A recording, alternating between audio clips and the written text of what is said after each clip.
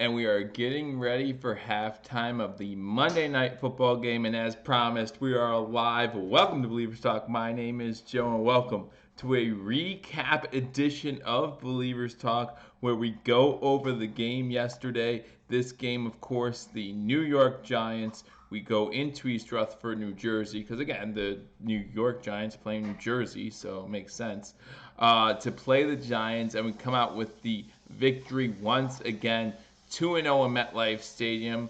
If it wasn't for the Jets playing on Monday Night Football after 2 weeks, we'd be the only team with the win in MetLife Stadium. But here we are sitting at 2-0. And again, these streams are a lot easier after a Buffalo Bills win. Hopefully we have a lot more of these coming up in the near future, guys. I plan to have you back for the second half of that game. However, we're going to wait a little bit, let you guys get in here as we are live for the recap between the Buffalo Bills and the New Jersey Giants. Like I said, after the game, I watched the game again just to try to detach myself emotionally from the game, and then we go ahead and take a look at at things that we might not have seen as we were watching the game live. Definitely some scenarios that I want to bring up. Definitely some good that we saw, of course, yesterday. Nothing more important than being 2-0 right now. I think we're one of 7 teams. Currently, there are 2-0, tied, of course, in the division with the New England Patriots. So, still got to go up against that evil empire. But, man, great way to start the season. First time the Buffalo Bills have gone 2-0 since 2014. If we go 3-0, if we beat Cincinnati since 1980, teams that have gone 3-0 have made the playoffs 75.6, I believe, percent of the time. So that really is in our favor to go 3-0 here, and we have a beatable opponent in the Cincinnati Bengals. It will be our home opener, so we get to go home 2-0. So again, guys, thank you for joining me on Believers Talk. Go ahead, hit that share button, like this video, and guys, leave a comment over here to the right, or if you're watching this video and it's not live, go and leave a comment afterwards. Happy to get back to you guys as well. So we want to break down this game. We want to start with the good. Always want to start with the good. And I think in this one, we're going to start with Josh Allen. If you look at the first half for Josh Allen, 15 of 20, 210 yards. Everyone was thinking this would be the day where Josh Allen got over 300 yards. It'd be the first time in 35 games, I believe the stat was yesterday, that Buffalo Bills quarterback threw for over 300 yards. Just did not happen as he finishes with 253. Welcome, Ronald Enix. Welcome to Believers Talk. Glad you're on the show. Always good to have you on here. And again, guys, share this video. Let people know that we are streaming, talking about the recap of yesterday's game. I know that there's a lot of great channels that give you the live reaction right after the game, and that's wonderful, and you should check them out, whether it be Buffalo Fanatics or hashtag Sports, who Believers Talk is teaming up with to give you live play-by-play and reaction to every single Buffalo Bills game. I was with you yesterday. Hashtag Sports was with you week 1. I'll be with you for the Cincinnati Bengals home opener, and then hashtag Sports will be with you again as we go and play the New England Patriots week 4. So again, if you want to check out the schedule, we'll keep you posted, but teaming up with hashtag Sports. Also teaming up with BewareTheStampede.com, guys. Believers Talk, BewareTheStampede.com, Bills fan channel.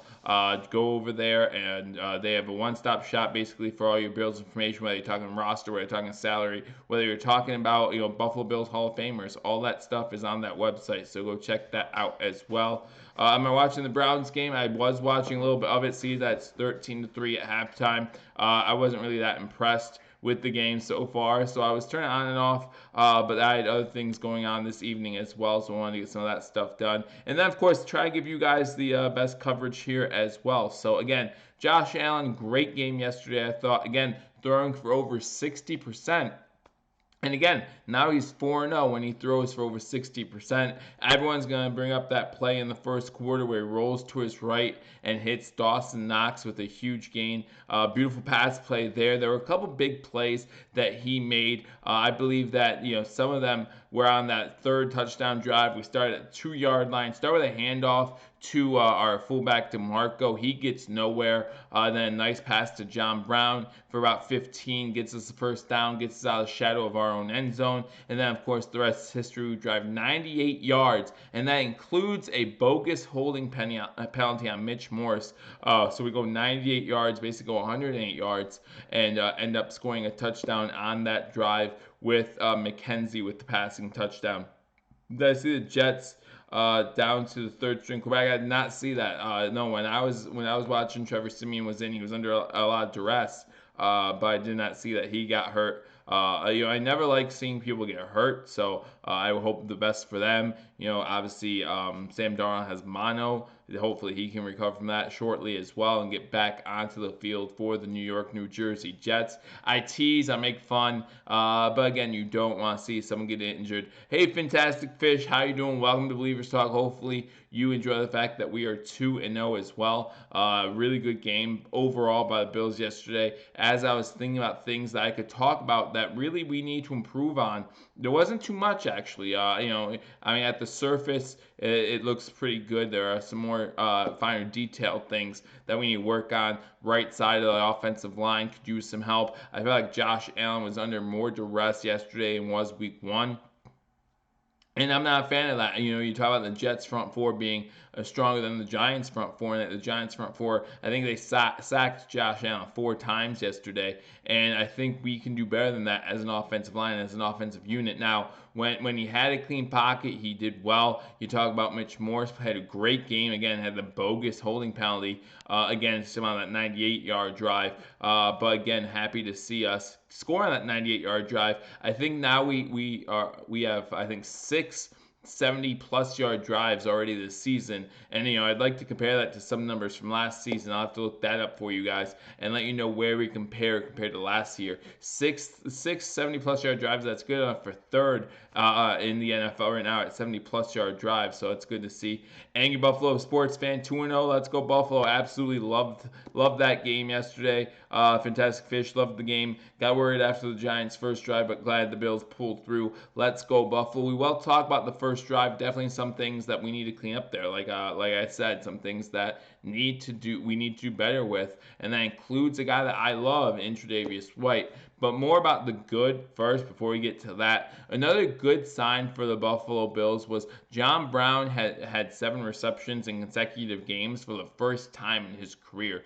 So obviously that tandem between Josh Allen and John Brown really clicking, and that's really good to see from number 1 receiver. Now what we need to do is make sure we keep Beasley involved, make sure we get Foster involved, and make sure we get Zay Jones involved as well. Make sure we're spreading the ball around. I believe I was listening to Hashtag Sports post-game review yesterday. I think they said that there were 8 different receivers that caught balls for Josh Allen, and that's awesome. That's great to hear. That really spreads it out so teams like the New England Patriots can't focus on just one primary target. And if they do, we still have other weapons that we can use at our disposal. So it's good to see that as well.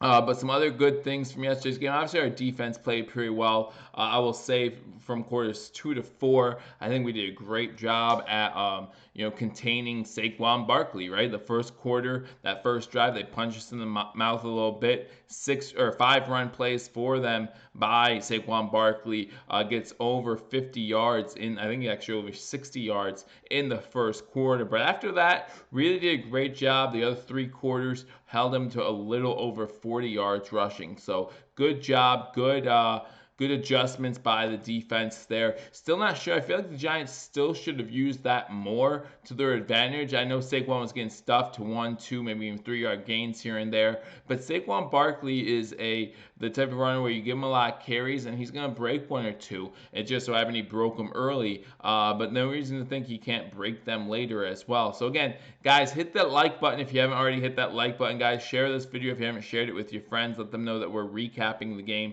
yesterday. Bills Mafia up in here. Absolutely Bills Battle again. Thank you guys for joining me. If you haven't hit that subscription button, guys, subscribe to this channel, guys. We're at 915 subscribers, trying to get that 1,000 mark so that way I can start giving you live breaking news from my phone. If I'm away from the computer or if I'm at work, I could just hit that record button right from my cell phone, and we can get you breaking news faster. That's my goal with this channel, so make sure you guys get the best breaking news for the Buffalo Bills, best Buffalo Bills coverage. We did a Sabres video earlier this morning or this afternoon as well. Sabres' first preseason game, 4-4 last I checked, end of the third period. First preseason game, a little rusty. Hopefully we can continue to improve on that. Had a 4-1 lead in that one, so we'd like to see that hold true. But we're going into overtime. Hate overtime preseason games, no matter what the sport is. Hopefully we get done quickly and not have a problem there. Timothy Sarah is in there. Absolutely. Thanks a lot, guys, for joining me. Let's go Buffalo. Number 1 D. Right now, we're actually, I think, number 6 overall D, but we're just 2 weeks in, so plenty of room to improve. Keep up the good work. Thanks a lot, Timothy. Josh Allen's throws on the run were on point. Absolutely. And we talked about a little bit earlier with that pass to Dawson Knox in that first quarter, pass that everyone's really talking about, where he's rolling to his right, feeling the pressure, and throws it, and it's right on the money. He had one where he's rolling to his left in the second quarter. I think it's on that 98-yard touchdown drive where he finds John Brown as well. So just really well done. Their 53-yarder to Cole Beasley, obviously the big play of that drive. Big play of the game, really, if you ask me, as far as getting us down that field and able to score a touchdown. 3 touchdowns on 3 drives. So next, what I want to talk about is some of the bad that we saw yesterday from the Buffalo Bills. Guys, time management, right? And, I was listening to Hashtag Sports yesterday, and Mario and Paul talking about how we had the ball, 2 timeouts, 47 seconds left. We knelt on the ball right before half, and that they were okay with that. And I think I would have a discussion with them about the 47 seconds, 2 timeouts, possibly trying to get in the field goal range. But if they say, if that's the one I give them, that's fine. But remember, right after the Giants missed the field goal, the Bills had 2 timeouts and 1:49 left on the clock. That's the one that more upsets me. First half, Giants go, drive down the field a little bit. It's 21-7. They kick a field goal. They miss. It could have been 21-10 at halftime, guys. It wasn't. They miss a field goal, and then we have the ball with 1:49 left.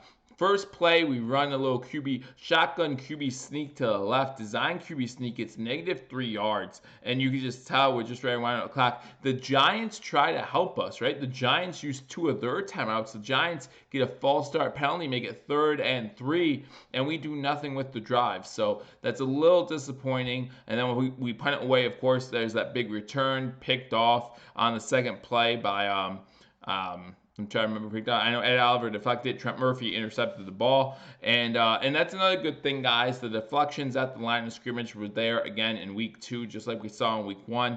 Guys at the line of scrimmage getting their hands up. Ed Oliver, again, is a beasting out there. So that's good to see. But we want to talk about clock management. That's something we need to talk about. Dable showed signs of great play calling, and then he showed signs of rusty and back to the same old Brian Dable type play calling. And we just need to balance that out a little bit better against the better teams. Like we were playing the Giants, we got away with that for a quarter, But you look at like the Kansas City Chiefs, they scored 28 points in 1 quarter. They basically beat the Raiders in 1 quarter. We can't do that against the better teams. You look at the third quarter, we had -3 passing yards. That's not going to get it done. If we take a quarter off, teams will capitalize on that. And the Giants did. They just weren't able to close the door completely, right? Beginning of the fourth quarter, about 12 minutes left to go in the fourth quarter, Giants cut the lead to 21-14. Luckily, the Bills are able to respond. That's another good thing. Speaks again to the grit of this team, able to answer right back after a Giants score to make it 28-14. Basically sealed it up, right? There was 5 minutes to go, something like that. But we knew with our defense we could rely on that, even though the Buffalo Bills, for the first time in 10 games, and the streak was 9, and I think that tied the record, allowed a QB to throw for more than 215 yards, as Eli Manning throws for 250 in the game. So we lose that streak, but hey, it's not that bad. Going back to some of your comments, McDermott is weakest at time management, needs to play Madden and simulate decision making. I think people overestimate what Madden gives you, but at the same token, I do think maybe McDermott. But Is that McDermott or is that Dable? Who knows? I mean, I don't know if Dable's the one calling the plays there, if he's okay going in at 21-7, or if McDermott's in his ear saying, "Hey, let's just wind the clock down." Whose call is that? Maybe it should be Sean McDermott's a little bit more, but what we've learned from McDermott this season is he is getting better at that, right? He's getting better when he uses timeouts. He's getting better. I mean, Dable praised Coach McDermott for that in week 1. So he is getting better, and will continue to grow with him because, again, it's easier to grow when you're 2-0, right? Hot rhyme. Didn't try that, but we did it. But it's easier to grow when you keep winning. So we'll grow with Coach McDermott. We do see him getting better. We haven't seen a challenge yet this year, so we'll see how he does. Because again, that's a big problem Coach McDermott has too, is winning challenges. But we'll see how he does. And again, he'll continue to improve, and it will be a benefit to this team. So we'll continue to get better. We should sign Gronk if we beat the Pats. I think he would come.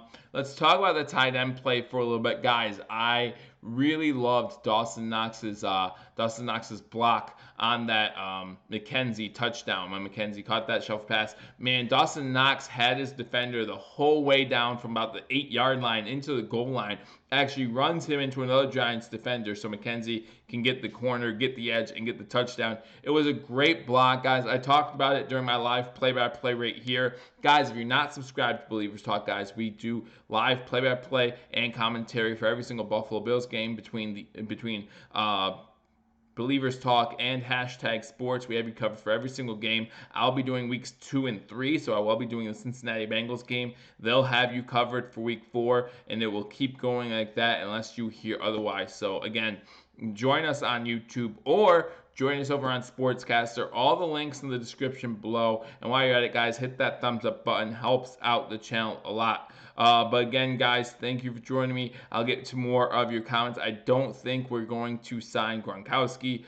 Would love to, because the tight end play could use a little boost. And what I mean by boost is someone who's been there before, right? We have a lot of young tight ends. The only tight end that has any experience on the Bills right now on the roster, other than no, the only one is Lee Smith, right? Lee Smith is the only guy who had the first catch for a tight end yesterday in the game. I think he might have had the first catch for Josh Allen as well yesterday for a first down in the first quarter. So we have to get better. We have to pass the ball more tight ends just to give some of these other teams something else to think about. Mario and Paul discussed it a little bit yesterday. I couldn't agree more. We need to open up our tight ends, especially these young guys. Dawson Knox might need help catching the ball, but we saw him and his ability to block. We saw him able to catch the ball on that run from Allen to the right and that dart that hit him right in the chest. Just the one play, I believe it was in the fourth quarter, maybe even third quarter, had a pass go right through his hands. He needs to be able to pull those in,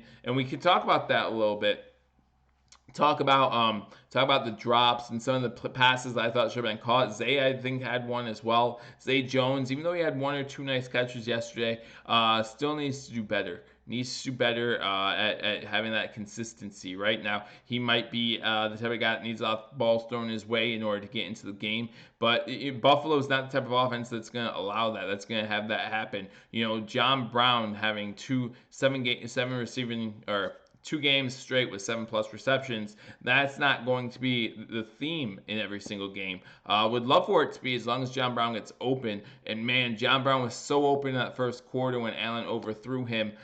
Just those big opportunities. You can't miss those all the time. We got lucky. Again, lucky that we're playing a team that's probably in the lower half of the NFL. And I say probably loosely, but probably down there in the lower half of the NFL, and able to rebound from those type of plays. But that's not always going to be the case. Like I said, you go against New England, you go against, we're going against Baltimore, Dallas, Philly. These are the type of teams where you need to be on your A game every single quarter. You can't be lazy. And that brings me to, I'm over Zay Jones, bring up Duke. Everyone's talking about Duke, right? Well, obviously, we don't get to see Duke day in and day out. And it's not Zay versus Duke. Duke's not one of the top 6 wide receivers according to the coaching staff. So obviously there's something going on with Duke that we don't know about. Duke Williams, I think he can be an asset to the Buffalo Bills. I think he might even make the team this year. But we don't want to rush him in there, right? We don't want to make him feel like he's he has to put more weight on his shoulders than he has to. He really should come in free to do what he needs to do for as the sixth receiver or whatever his role might be in the near future. Andre Roberts is coming back hopefully soon, so we'll have him in the return game. Still sick and tired of seeing Micah Hyde back there, just because that's not his natural position. He just doesn't look like he belongs back there, right? And it'd be awesome to see Andre Roberts back there. We got caught in some field position battles yesterday again, but luckily our offense bails us out and is able to move the chains, move the sticks, and in a couple occasions get some touchdowns on the board. So that is good to see. Another guy I want to talk about, who I'm normally a huge fan of, is Tre'Davious White. Tre'Davious White did not have one of his better games yesterday, guys. Tre'Davious White was allowing the wide receivers to catch balls in front of him.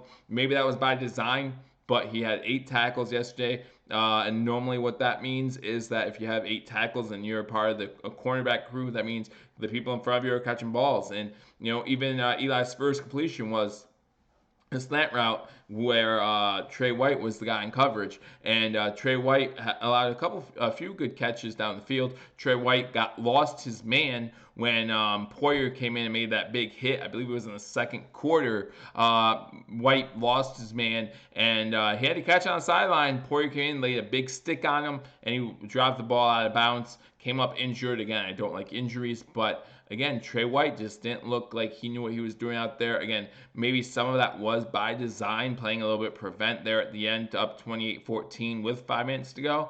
But I just want to see more out of Tre'Davious White than we saw yesterday. We should make a move to pick up Fitzpatrick or Ramsey. We'll see. I don't think the Jaguars asking for a first round pick. I don't think Ramsey's worth a first-round pick for the Buffalo Bills. I'm not saying Ramsey's not worth a first-round pick. I think Ramsey is a great talent. But when you look at our corners and our safeties right now, is it worth improving for a first round? And then where does Ramsey go? Ramsey wants to be number 1, right? Well, do we move Trey White to number 2? It just doesn't make sense.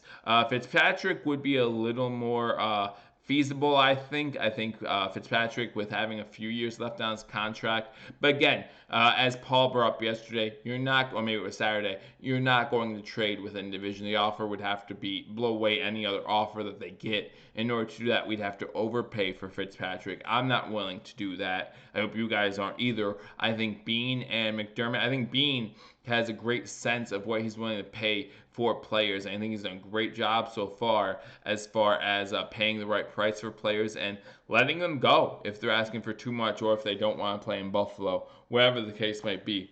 I think Bean has done a great job. So maybe Bean makes a phone call. Maybe he doesn't. But again, with Minko, we're probably giving up a little bit too much for my comfort when it comes to trading within the division. And same thing with Ramsey. You're talking about first round draft pick. Is he going to be worth it for the Buffalo Bills? Seeing Hyde catch punt makes me cringe. Absolutely. I fear injury. I fear injury too. I want him to fair catch it every single time. The only problem is when he fair catches every single time, no change to change field position, right? Where Andre Roberts has that ability to change field position. Now, half the time I want them to call a fair catch on punt because normally you're going to see a penalty flag if someone tries to return it. But I don't want to see us get backed up even further. But at the same time, Andre Roberts has that ability that Jones had yesterday to break a 50, 60-yard punt return and completely swing the momentum of a game. Now, again, luckily for the Bills, that turned into an interception by Trent Murphy, so it didn't really hurt us as much as it could have, but that's the power that Andre Roberts would give you if he was in the game. I'd rather draft whoever we need with our first pick next year than trade for a player now.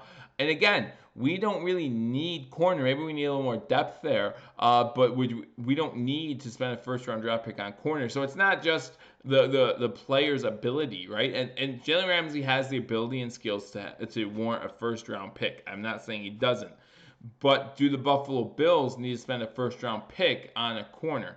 And I don't think the answer is yes there. I really think we could spend our first round picks in other places before we worry about cornerback. I think about maybe a defensive end. If you want to look at defense, maybe we still need to get a number 1 wide receiver. We still need help. Like I said, that right side of the offensive line, He was struggling yesterday, struggling at times. And again, Allen facing more pressure due to that. I want to see more out of John Feliciano. I want to see more out of either Cody Ford. Although I did like seeing that emotion out of Cody Ford sticking up for your quarterback after the late hit. I think, again, I talked about yesterday during the live stream. I think that the refs needed to do a better job in that situation. I feel like they kind of led Cody Ford to get the penalty. But hey, stick up for your quarterback. I also think Josh Allen still got out of the pocket on what was called, and I think the ball did get back to line scrimmage. I don't know what was called intentional grounding as well. It didn't matter because they declined that penalty. But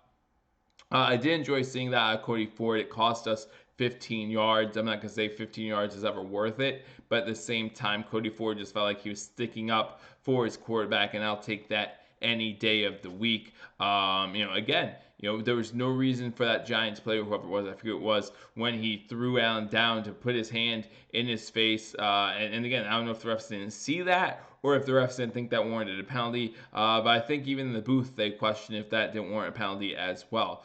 Get back to your comments here. Again, guys, thanks for joining me on Believers Talk. Hit that subscribe button if you haven't already subscribed. Like this video and leave a comment. I have to get back to you. I'd rather, I got to that comment. Jason Crandall, this year we make some noise. Next year we make a run. That's what I'm hoping for too. Maybe this year we sneak into the playoffs or sneak a division win in there and get some playoff experience for guys like Allen, for guys like Foster, for guys like with Brown. I don't know if he has much playoff experience. Some people on the offensive line, Cody Ford, Ed Oliver. I can't think of his name right now. Trent Murphy. Edmonds, just all these young guys who could use that playoff experience. And then next year, I want to see a division win. Like, I don't want to settle for wild card. I don't want to think, well, I think wild card's right. No, I want to see 11-5 this year, as I predicted. I still think that's very possible, especially now with Ben's injury, Pittsburgh game looking maybe like it could be a little bit easier. But again, this is a week-to-week league. I'm not looking that far ahead. AJ Green's hurt. Who knows if he'll be back in the game this Sunday for the Bengals. So that's looking like a more winnable game. So a lot of winnable games on the schedule. Hopefully we can finish 11-5, get into the playoffs. Whether that includes winning the division at 11-5 or being a game or two back of New England. Either way, be nice to get in there and see what happens. So next year we're ready, like Jason said, to make a run. Piano Wit says special teams was so bad last year, I don't even want to complain yet in 2019. I mean, you do have to admit our special teams was bad last year. Right now, I would say that our special teams is hanging around that neutral position. With Steven Hauschka, we've seen kickers in both of our games. We've seen kickers on the other side have problems making field goals. We haven't had that issue yet. He's made all 6 of his extra points, which hasn't been easy for some of the kickers in the league either. And he's also made the only field goal he's been asked to make. So far, Steven Hauschka, perfect on the season. But guys, a lot of people, and I spoke about this yesterday during the live stream as well. Listen, Bills fans were ready to jump down his throat the moment he messed up, right? And he hasn't done that yet, and that deserves a little bit of credibility, a little bit of respect. Now, I don't disagree with Greg from Cover One who says, hey, this could be a week-to-week thing still with Corey Bajorges, but through 2 weeks, he's done a pretty good job. So when it comes to the returns, kickoff returns, they always go into the end zone anyway. So we get it 1st and 10 at the 25. Those punt returns, hey, if you have to fair catch it, I think Micah Hyde did a good job at letting that one go at the 8-yard line. It was a great play by the Giants special teams to pin us at the 2-yard line, but I think that's what he needs to do. Now, if Andre Roberts back there, maybe he could have returned that. Maybe he could have caught it and got us to even if he gets us to the 15-20, I would say it's better than starting at the 2-yard line. So, but it's all different. So I think he did a good job letting that one go. Great play by the Giants to pin us down at the 2, but even better job by our offense bailing us out, going 98 yards for the score. Gamble on a defensive back in the 1st round next year, and then we have hope he makes it in the NFL when I don't feel we are as strong with our D-backs as last year. There's always something to be said about, going after a proven commodity against going up a questionable guy. If he's a 1st-round pick, he's going to make it in the NFL, make the team. But Bills Battle, I think I know what you're talking about as far as just saying, hey, you know what? You don't know what you're getting out of that 1st overall draft or the 1st-round draft pick. He could be a bust. You don't know for sure, but you know that Ramsey is not. You know that Micah Fitzpatrick isn't. Does that mean he's worth a 1st? I don't know. But you know that these guys are not draft busts, so maybe you go out and take that risk instead of risking a first-round draft pick on an unknown. I mean, let's face it, we've seen draft picks from pretty much every position in the first round not work out for one reason or another. Now, we can say, look at Leslie Frazier, look at Coach McDermott's track record, and put a little faith in that when it comes to defensive players drafting defense. But again, you still can't be sure at the end of the day. I really hope Singletary is okay. Press conference today, Coach said he is day to day. Rick, we did want to talk about that too. Coach said he was day to day, but that's the same thing he said about Andre Roberts 2 weeks ago. And we haven't seen Andre Roberts take the field yet. So that is a little worrisome. Now, after listening to Hashtag Sports' post-game press conference yesterday, he was walking without a limp after the game. But, again, that doesn't necessarily mean much of anything. I did say on Twitter earlier today, and again, guys, follow me on Twitter if you haven't already, link in the description below. I did say on Twitter earlier that I find it funny that so many people are like, oh, we need to focus on Singletary, give him more touches. Well, remember, guys, he only has 10 touches, and he's already gotten hurt. As Paul brought up yesterday, there's something to be said about the burnout going from college to being drafted to playing in the NFL your first season as a running back. There's something to be said about burnout, and it is a real thing, and we have to be careful with that when it comes to Singletary, that he doesn't get more hurt than he already is, that he doesn't get more banged up, that we make sure that we temper expectations early on, and then moving forward, continue to increase his workload. That's what happened with Kamara last year. That's why he did so well. Maybe it was 2 years ago. I forget. But you do see that happen from time to time with these rookie running backs. They get burnt out. And you know what? I saw that someone brought this up at a point in their comment section yesterday. We might be saving them for the Patriots game. There might be things that we're saving for the Patriots game that we haven't shown yet, right? We think that we can finish 3-0 in the first 3 games. Even if we finish 2-1, we feel pretty good about that. And maybe we can wait till the Patriots game to kind of break out some new weapons, if you will, and show some things we haven't shown yet. So let me get through to more of these comments. We are young and can pick up our other needs in free agency. Possibly, but again, these free agents gonna cost money, right? And this young team that everyone loves, that I love, sooner or later, those contracts are gonna come up. They're going to cost money. Ramsey, he's not the type of guy that's going to give a hometown discount, nor should anyone be. I'm not saying that you should, but if you're drafted by a team, you're more likely to give them a little bit of a hometown discount than you would be by being traded to a team and then having your contract run out. I'm just saying, might be a better way to go when it comes to money, but Jalen Ramsey is going to require top dollar. Now, again, Micah Fitzpatrick used to have a few years left on his contract, his rookie contract, so could be a good deal there, but I think Jalen Ramsey might just be a little too expensive. How ironic, his only mistake was out kicking the coverage. Yeah, absolutely, and that's the thing. And was it him out kicking the coverage, or was it the coverage not doing their job and getting down there fast enough, right? Talking about Jorges. He had a great punt there, made Jones backpedal a little bit, but Jones able to find a lane and do what he needed to do. Again, you can't blame that on the punter sometimes. Sometimes you have to blame the coverage team, making sure that they get the right angles, making sure that they stay in their lanes. But the team knows which way that went. The team knows who's to blame for that, and I'm sure they're going to address it this week in practice. Let me see here.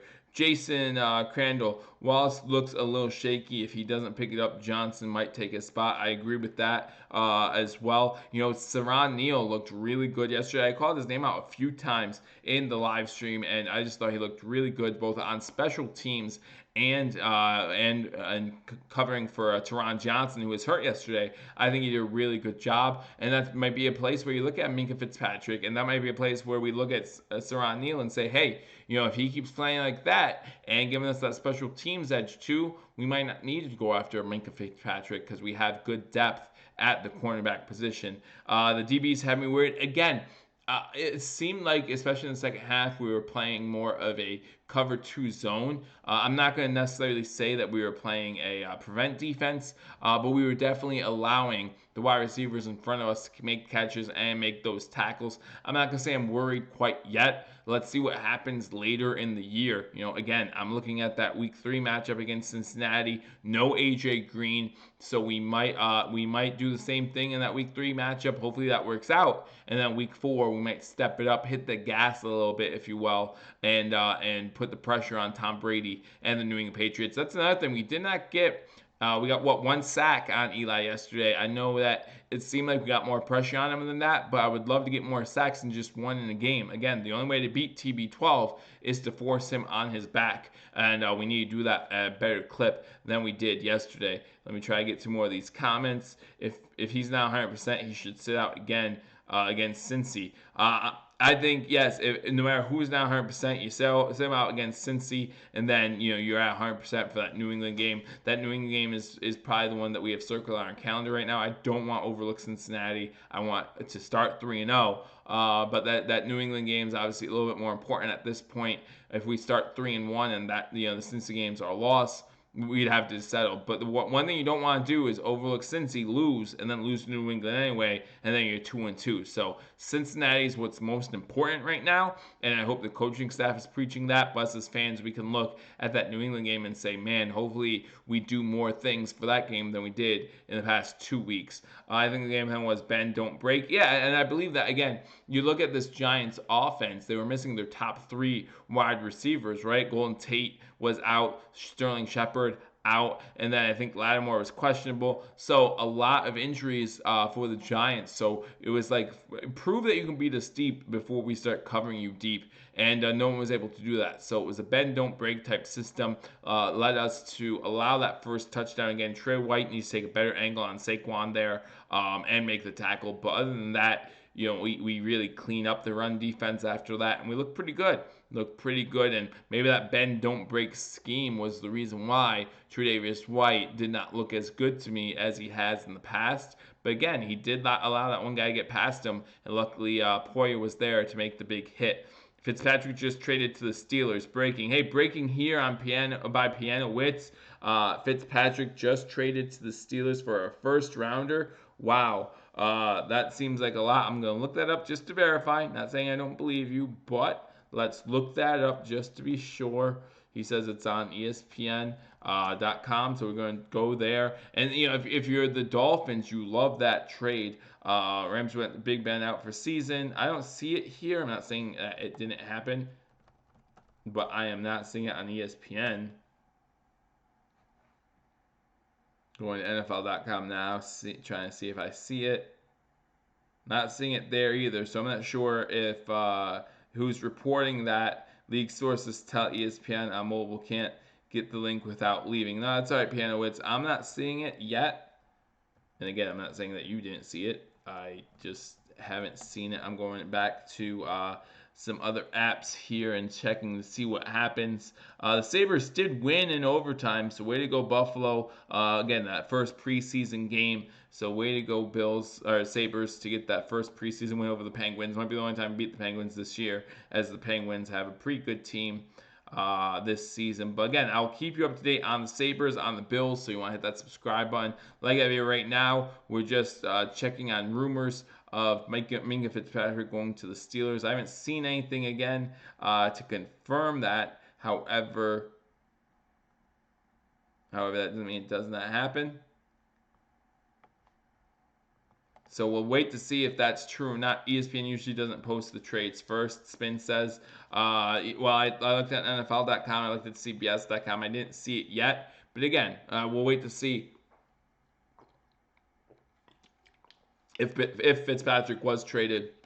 I'm not surprised if he doesn't come to Buffalo. Adam Schefter tweeted it. Okay. All right, well, let's check out Twitter. Check out the Twitter machine.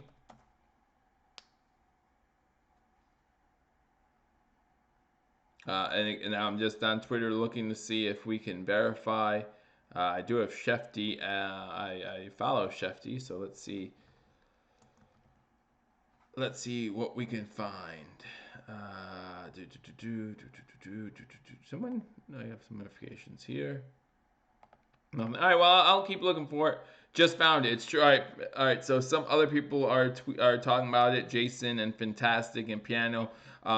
Just wait for official verification before they post it on their site. Maybe so. It looks like Minka Fitzpatrick going to the Steelers again. No surprise he did not come to the Bills. And again, for a first rounder, do you want to spend first rounder on Minka? That's up for debate as well. But again, hard to say that the Dolphins were going to trade in division. If you're a Dolphins fan, you realize, man, you're really revamping. I think you have 3 first round draft picks now in the upcoming 2020 NFL draft. So obviously a lot of work being done in Miami. Unfortunately for the guys who are there right now, it's going to be a really rough season. You know, we watched the first 2 weeks.